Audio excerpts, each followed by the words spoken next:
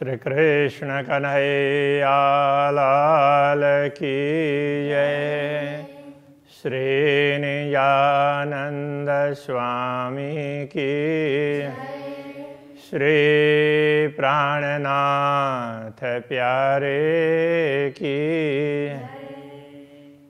अरस भूम की एक कंकड़ी, तीन आगे एक छुए ना है। तो क्यों दीजे बका शुभान को, सिफत इन जुआए। सिफत इन जुआए। श्री कृष्ण कन्हैया लाल की। परमधाम और दुनिया की थोड़ी सी तुलना की जा रही है। परमधाम के सामने परमधाम का एक कण भी अस्तित्व रखता है, इसलिए उसके सामने दुनिया कितनी भी बड़ी दिखती हो, ये मात्र कल्पना की है, इससे अतिरिक्त कुछ भी नहीं है। ये यहाँ पर समझाना चाह रहे हैं। अरस जिमी सब वाहिदत, परमधाम की भूमि है, सब अद्वैत स्वरूप में है। दूजा रहे न इनो नजर, परमधाम की दृष्टि में परमधाम के सामने दूसरी कोई वस्तु है ही नहीं, इसलिए वो तो सब मात्र कल्पना है, यथार्थ में तो कुछ भी नहीं है। ज्यों रात होए काली अंधेरी, त्यों मिटाए देवे फजर। तो जैसे कितनी काली रात हो क्यों न हो, जैसे ही सूर्योदय होता है तो रात कहाँ से कहाँ मिट जाती है पता ही नहीं चलता। तो इस प्रकार परमधाम के एक कण के समक्ष भी दुनिया का कोई अस्तित्व नहीं रहता। तो ये समझाना चाह रहे हैं। अब दूसरे चौपाई में कहते हैं, है हमेशा एक वाहिदत, एक बिना जरा न और। परमधाम तो सदैव अद्वैत भूमिका है, एक बिना जरा न और, तो उसके अतिरिक्त तो दूसरा कुछ है ही नहीं। इसलिए अंधेरा निमुना ना लगता, अंधेरा का उदाहरण भी दिया नहीं जा सकता, क्योंकि अंधेरा भी दिख रहा है। तो ये दुनिया परमधाम के समक्ष दुनिया तो कुछ दिखने वाली ही नहीं है। तो अंधेरा भी दिखता है, फिर प्रकाश होता है तो अंधेरा मिटते हुए भी पता चलता है। किंतु दुनिया परमधाम के समक्ष कुछ भी नहीं है, एक मात्र एक कोरी कल्पना है, ये कहना चाहते हैं। अंधेरा राखता है ठौर, कहने का तात्पर्य अंधेरा तो कहीं दिख तो रहा है, उसका तो कोई ठिकाना दिख रहा है। वास्तव में दुनिया कुछ दिखती ही नहीं है। इसके लिए दूसरा उदाहरण देते हैं। ए 14 तवक कछुए नहीं, वेदों कया आकाश फूल। तो ये 14 लोक ऐसे ब्रह्मांड यथार्थ में कुछ भी नहीं है, इनको वेदों ने आकाश का फूल कह दिया। तो आकाश का फूल क्या है? तब आकाश विशाल है, उसमें कुछ भी कल्पना कर लो तो वही देखने लग जाएगा, यथार्थ में उसका कोई अस्तित्व नहीं होता। तो इस प्रकार से इसको आकाश की फूल की भांति कह दिया। कहने के लिए फूल है, वास्तव में फूल नहीं है। तो ऐसे ही कहने के लिए दुनिया है, वास्तव में कुछ नहीं है, ये कहना चाह रहे हैं। झूठा दिखाई देता है या को अंकुर ना मूल, ये झूठा मात्र दिखने के लिए दिखाई देता है, तो इसका तो अंकुर है और ना ही मूल है, इसका जड़ मूल कुछ भी नहीं है। इत वायदत कबू ना जाहिर, झूठे हक को जाने क्यों कर। इसलिए इस नश्वर जगत में अद्वैत भूमिका के विषय में कभी भी कोई बात स्पष्ट नहीं की गई है, क्योंकि झूठे हक को जाने क्यों करे। झूठे नश्वर जगत के जीव हैं, वो पूर्ण ब्रह्म को कैसे जान सकते। इसलिए जब ब्रह्मात्माओं का आगमन हुआ है तभी पूर्ण ब्रह्म की बात स्पष्ट रूप से समझाई है, बाकी तो हम पूर्ण ब्रह्म हैं इतना ही कहा गया था, ये कहना चाह रहे हैं। शुद्ध वायदत्व क्यों ले सके, जो उड़े देखे नजर। दृष्टि पड़ते ही परमधाम की दृष्टि में जिनका कोई अस्तित्व ही नहीं है वो उड़ जाते हों, तो ऐसे नश्वर जगत के लोग तो पूर्ण ब्रह्म परमात्मा को कैसे जान सकते हैं। इसलिए ये बातें पहले नहीं कही गई, ब्रह्मात्माओं के अवतरण पर स्पष्टता कर दी गई है। और पहले जो कुछ बातें बताई है वो ब्रह्मात्माओं को समझाने के लिए है, कि उसकी साक्षी देने के लिए है, ऐसा समझना चाहिए। असल बात वायदत की अरस अरवाह जाने मोमिन, तो परमधाम की अद्वैत स्वरूप की असली बातें तो परमधाम की आत्मा ही जान सकती है। इत हक शुद्ध मोमिनो जाके असल अर्श में तन, तो इस जगत में भी, नश्वर जगत में भी, इस कल्पना में भी ब्रह्मात्मा भी कल्पना के रूप में आई है, फिर भी तो इसमें पूर्ण ब्रह्म परमात्मा की समझ है। या तो जिनका असली परमधाम में वही आत्मा कर सकती है, वो समझ उनको ही प्राप्त हो सकता। और एक मतारोहण का देखो अर्श वायदत, दूसरी बात परमात्माओं की और विशेषता, मता का मतलब सामग्री, किंतु अभी यहाँ दूसरी विशेषता, एक तो ये विशेषता बता दी, तो ब्रह्मात्मा ही पूर्ण ब्रह्म को समझ सकती है, दूसरी आत्माएं नहीं समझ सकती। तो दूसरी विशेषता क्या है, तो वो बता रहे हैं। देखो अर्श वायदत, ये जो अद्वैत भूमि का परमधाम है, ये भी ये ब्रह्मात्माओं के ही अद्वैत स्वरूप में है, तो ब्रह्मात्माओं से परमधाम है। तो पूर्ण ब्रह्म परमात्मा श्रीराज जी, उनसे श्यामा जी, श्यामा जी से ब्रह्मात्माएं, और ब्रह्मात्माओं से परमधाम। इसलिए ब्रह्मात्माओं से ही ये परमधाम है, तो उनके ब्रह्मात्माओं के अंदर परमधाम है, ये कहना चाह रहे हैं। ये दूसरी विशेषता है ब्रह्मात्माओं की। लीजो मोमिन दिल में ए हक अरस न्यामत, ये परमधाम की संपदा, इसलिए ब्रह्मात्माओं तुम ही अपने हृदय में धारण कर लो। तो ब्रह्मात्मा ही धारण कर सकती है, इसलिए तुम कर लो।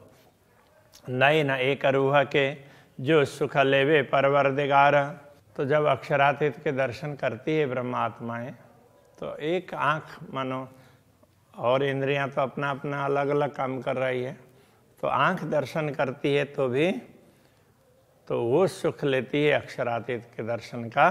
तीन सुख से सुख पहुँचाई दिल रूहों 12,000, एक ब्रह्मात्मा ने दर्शन किए तो उसको जो सुख मिलता है सारी आत्माओं में वो सुख पहुँच जाता है, क्योंकि वो एक ही अंग है, अलग अलग नहीं है। इसलिए जैसे जीव ने स्वाद लिया तो पूरे शरीर में रोम रोम को वो स्वाद का पता चलता है, तो ऐसे रोम रोम में लगाने पर वो स्वाद नहीं मिलेगा, किंतु जीव को जीव जब आस्वादन करती है तो वो स्वाद सबको पहुंच जाता है। तो इसी प्रकार से तो ये कहना चाह रहे हैं, तो एक आत्मा भी राज्य के दर्शन करती है तो सबको उसके दर्शन का लाभ मिलता है। एक रूह बात करे कसों सुख लेवे रस रसनाएं, एक ब्रह्मात्मा अक्षरातीत धामधनी से बात करती है, रसना का सुख प्राप्त लेकर रही है, तो सो सुख रूह आवत दिल 12,000 के माहे। तो वो जो सुख ले रही है वो सब ब्रह्मात्माओं को स्वतः प्राप्त होता है। तो ये सब परमधाम में संभव है, तो दुनिया में ऐसा नहीं दिखता है, इसलिए ये बात समझने में भी थोड़ी सी अटपटी जैसी लगती है। हक बोलावे रूह एक को सो सुख पावे अतंत, तो एक ब्रह्मात्मा को राज्य ने बुलाया तो वो सुख सारे ब्रह्मात्माओं को लगता है कि राज्य मुझे ही बुला रहे हैं। सो बात सुन रूह की सब रूहें सुख पावत, तो अक्षरातीत धामधनी की बात सुन करके सारे ब्रह्मात्माओं को वही सुख प्राप्त होता है, जो सुख जिस ब्रह्मात्माओं को बुला रहे हैं उसको प्राप्त हो रहा है। रूह सुख हर एक बात कहा कसम अरस में लेवत। तो ब्रह्मात्माएं परमधाम में एक एक बात का सुख प्राप्त करती है अक्षरातीत धामधनी से। सो सुख सुन रुए सबे दिल अपने देवत। तो वो सुख सुन करके तो जो जो सुख उनको मिलता है तो ब्रह्मात्माएं अपना दिल भी इसी प्रकार से राज्य को दे ही देती है। तो वो उसी में मस्त रहती है, दिल देती है कहने का तात्पर्य। तो हक़ें कया रस अपना मोमिनों का जो दिल। इसलिए ब्रह्मात्माओं के हृदय को पूर्ण ब्रह्म परमात्मा ने अपना धाम कहा है। तो सब ल्याए बाय दत्त में जो यूँ सुख ले तहिल मिल।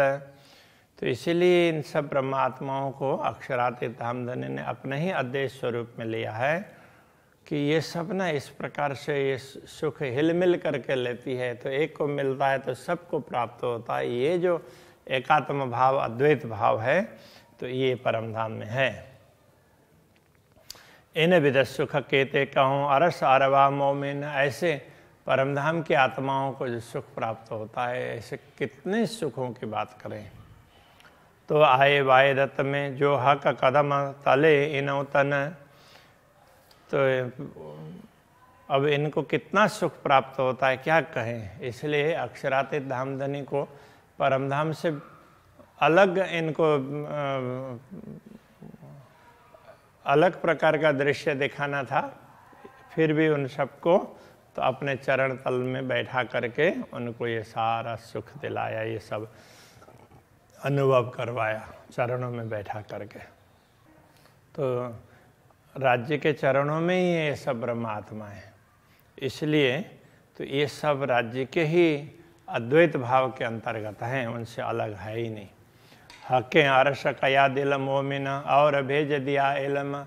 तो अक्षरातीत धामधनी ने ब्रह्मात्माओं के हृदय को परमधाम कहा और उनको जागृत करने के लिए फिर ब्रह्म ज्ञान भी भेज दिया। क्यों आवे अरश दिल झूठ में इता है हक़ का हुक्म। तो परमधाम की आत्माएं नश्वर जगत में तो नहीं आ सकती, किंतु अक्षरातीत धामधनी का आदेश है। इसलिए तो केवल उनको थोड़ी देर के लिए ये आभास होता है। ताथे वर्णन इन दिल अरस हक़ का होए। इसीलिए इस दिल से भी अक्षरातीत धामधनी का वर्णन संभव हो रहा है। अन्यथा परमधाम का वर्णन अक्षरातीत धामधनी का वर्णन ये संभव नहीं है। हक़ के इश्क से जल जाए और जरा न रहवे कोई। अक्षरातीत धामधनी के प्रेम में तो बाकी सब चीज़ मिट जाते हैं। तो ब्रह्मात्माओं को जब अक्षरातीत धामधनी का प्रेम प्राप्त होता है तो उस समय उनको दुनिया का कुछ भी दिखाई नहीं देता है। दुनिया के सारे सुख है अथवा दुनिया की जो भी वस्तुएं देखने में दिखाई देगी तो यथार्थ में उनके अंदर घुसती नहीं है। जैसे हम लोग साधारण रूप से तो हमें दुनिया की वस्तुएं अंदर तक घुसी हुई होती है। तो बाहर से हम बोलने में बोल भी देंगे फिर भी अंदर से तो उसी की चाहना करते रहेंगे। जैसे इन बच्चों को ये समझ में नहीं है ये खाना होता है या नहीं खाना होता है, तो इनको जो दूसरे खा रहे हैं करते हैं तो हम बोलेंगे तो ये भी बोलेंगे कि हाँ ये ख़राब चीज़ है, लेकिन मौका मिलेगा तो जा कर के करने लग जाएंगे। तो इस तरह से कि ये समझ नहीं है। परमधाम की आत्माओं के को ये समझ होगी, ये कहना चाह रहे हैं। उनको वो अंदर से ये चीज़ अंदर घर नहीं करेगी, तो जो भी है वो सब बाहर बाहर ही रहेगी, अंदर तक वो घर करके नहीं बैठेगी। इन दिल को अरसतो कया जो खोल दिए बक्का द्वार। तो इन दिल को परमधाम तभी कहा है क्योंकि इनके द्वारा ही दुनिया में परमधाम के द्वार खोलकर बता दिया गया है। ताथे फेर फेर वर्ण वो हकवाए दत्त का श्रृंगार। इसलिए मुझे बार बार वर्णन करने का मन होता है अक्षरातीत धामधनी के श्रृंगार का, उनके स्वरूप का, उनके श्रृंगार का वर्णन करने का बार बार मन होता है। इसका कारण ये है किशोर सूरत हादि हक की सुंदर शोभा पूरन। पूर्ण ब्रह्म परमात्मा श्री राजी और श्यामा जी का स्वरूप है, किशोर स्वरूप है, सुंदर शोभा पूर्ण, सुंदर शोभा से परिपूर्ण है। मुख कमल कहूँ मुकुट की, मुख कमल और मुकुट, पीछे सवा अंग वस्त्र भूषण। तो पहले अब उनके मुख कमल का वर्णन करते हैं, फिर मुकुट का वर्णन करते हैं, फिर सवा अंग वस्त्र भूषण, उनके सभी अंगों में वस्त्र और आभूषण पहने हुए जो जिस प्रकार से है उनका वर्णन फिर करेंगे। नख शिखलों वर्णन करो, याद कर अपना तन। तो अपना तन परम धाम में है और वो अक्षरातीत के सम्मुख बैठा है, ये स्मरण करके तो अक्षरातीत धामधनी के स्वरूप का वर्णन करते हैं। नख शिखलों, नख से लेकर के शिखा पर्यंत। खोल नैना खिलवत में, बैठ तले चरण। तो राज्य के चरण में बैठे हैं ऐसा अनुभव करके और वहीं बैठ करके आंखें खोल करके देख रहे हैं, इस प्रकार से देख करके वर्णन कर रहे हैं, ये कहना चाह रहे हैं। जैसा कहता हूँ हक को यूं ही हादे जाना, जैसे अक्षराते धामधनी के स्वरूप का वर्णन करेंगे उसी प्रकार से श्री श्यामा जी का स्वरूप भी अद्वैत स्वरूप है, अखंड स्वरूप है, ऐसा ही समझ लेना चाहिए। आशिक मासिक दो एक है, आशिक और मासुक दोनों एक ही है। एक हृदय मसीह पहचान, सदगुरु श्री देवचंद्र जी महाराज वो हम सब के मसीहा है। मसीह का तात्पर्य मसीहा, तो हमारे पथ प्रदर्शक हैं, हमारे सब कुछ हैं, तो उन्होंने ये पहचान करवाई है। जुगल किशोर तो कहे, जो आशिक मासूक एक अंग, आशिक और मासूक दोनों एक ही अंग है, प्रिया और प्रियतम वो एक ही है, इसलिए युगल स्वरूप कहा, युगल किशोर ऐसा कहा है। हक छिन्न में कई रूप बदले, याई विदहादि रंग।